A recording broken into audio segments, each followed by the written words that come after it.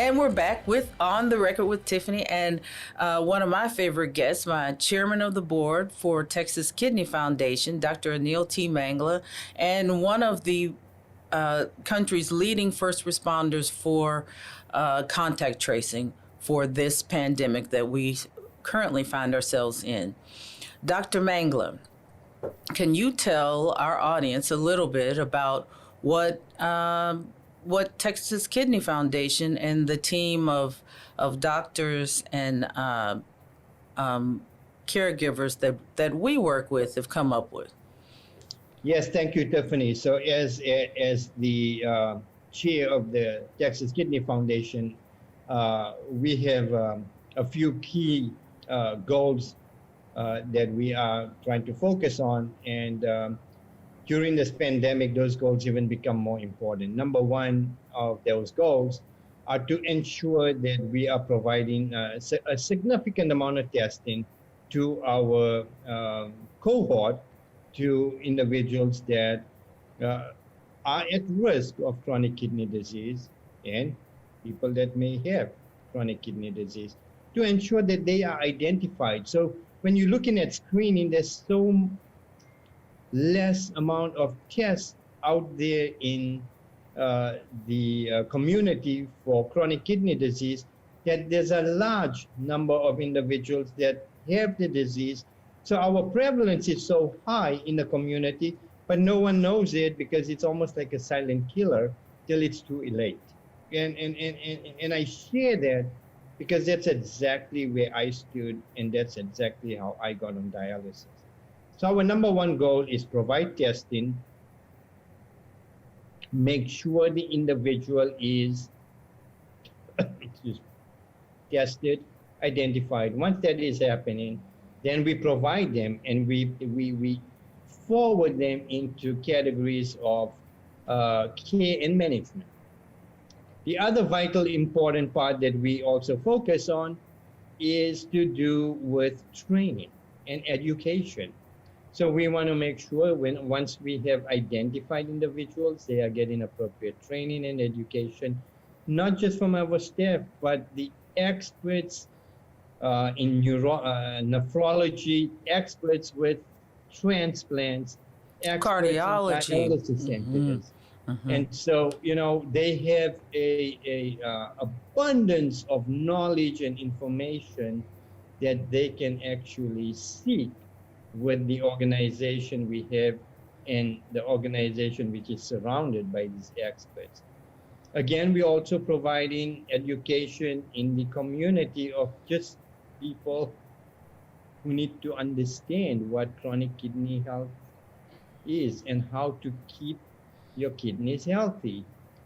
Because if you don't do that, you may start landing up into stage 1, 2, 3, and then eventually kidney failure. And why I bring that up is, in San Antonio, we've been doing numerous studies. And one of the studies is very clear that diabetic patients, and in some areas in San Antonio, 1 in 3 are diabetic. If you're diabetic, you're on the road, your journey to kidney failure is pretty high.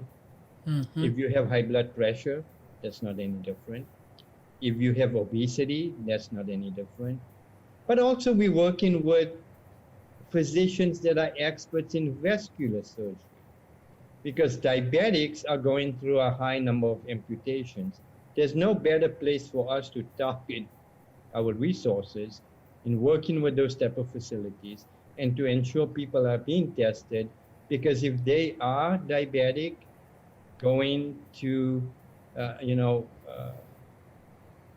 facilities to identify that they may have vascular problems, then there is 90% chance that they may have some type of chronic kidney disease with them. And so we identifying those so-called hotspot areas. Once we identify them, again, as we say, we get them educated, knowledgeable, and then also provide them with management and case management and managed to care with the experts we have. When I first started working with Texas Kidney Foundation, you were one of the first people I met. I think we met at my first board meeting.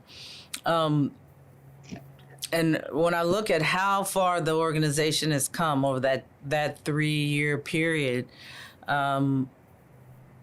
with everybody working together as a team, it is a very humbling and exciting time. Right now, I know we have 10,000 free tests that we've procured with a company called Healthy.io. And what Healthy.io provides, they're also working with the UK. They're doing the same testing within the UK, but on a much larger scale. I believe they've gotten a contract with them for 147 million pounds or something like that. Our tests, they're giving us 10,000 of them for free for us to, and it's a no contact test, so they will mail the tests to family members of those with on dialysis and people who have had transplants. We know that's a high risk group. And then our next target group is people who have been diagnosed with diabetes and hypertension. Because we know that there is a high prevalence for those individuals to possibly have chronic kidney disease. But we also know that the majority of them don't know whether they have it or not.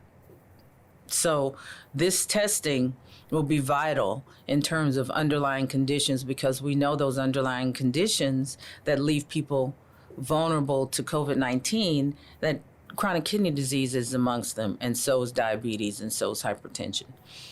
So for Texas Kidney Foundation, that's one of the things that we're doing and providing for our community. But I remember the day when you and Dr. Sharma and I and some other board members had a conversation about wanting to do something more and provide a stopgap or a healthcare alternative that at least gave everybody a baseline. That's one of your key phrases, Dr. M, a baseline for their health, so that people would know where they were health-wise, what's going on with them, so that they could have the same thing that we have in our everyday medical experiences with our doctors. So you sent me on the mission to find out. You're always sending me on a mission to do something. So you sent me on a mission to find some testing, and at a decent rate, which was what was going to be the challenge for us. And we managed to do that with Clinical Pathology Laboratories. They partnered with us and have been just stellar. And they are allowing us to test, to do urinalysis. So we're able to give a test of the kidney function through urine, and also a blood test to test to give a general health screening, so that a person can come to Texas Kidney Foundation, get evaluated by one of our medical professionals, and receive blood work and urinalysis from Clinical Pathology Laboratories for $50. So our goal was to get healthcare down to the cost of less than what many are paying for a copay for insurance, and we've done that. So, I thank you for challenging us to get out there and find what we needed. And then also for lending your expertise to and passion to this, because I think that's what it takes for us to get through a crisis like the one that we're in right now. We wouldn't be able to offer what we are offering to the public if it weren't for people like you who have been through this and watched this industry for the last few decades and work diligently to have an impact on patient life. I think it takes somebody that's been there to think through the process in the way that your guidance has helped Texas Kidney Foundation walk through the real process of what needed to be put in place for patients. So. Yeah, but Tiffany, it doesn't take one person. This is I call us a very, very collaborative team where no matter where we come from, no matter who we are, no matter what our age is, no matter our gender, I think we all share a very passionate goal, and it's one goal. And that goal, from experience of what we're doing in the field, so we are individuals that actually deal with chronic kidney failure individuals on a daily basis. We know what they go through. We know what their requirements are. We know what their needs are. And so with all our expertise in all these different areas, in all our skill sets, that goal is to ensure that every chronic kidney disease patient does not land up, number one, on dialysis, does not end up in hospital because of this pandemic.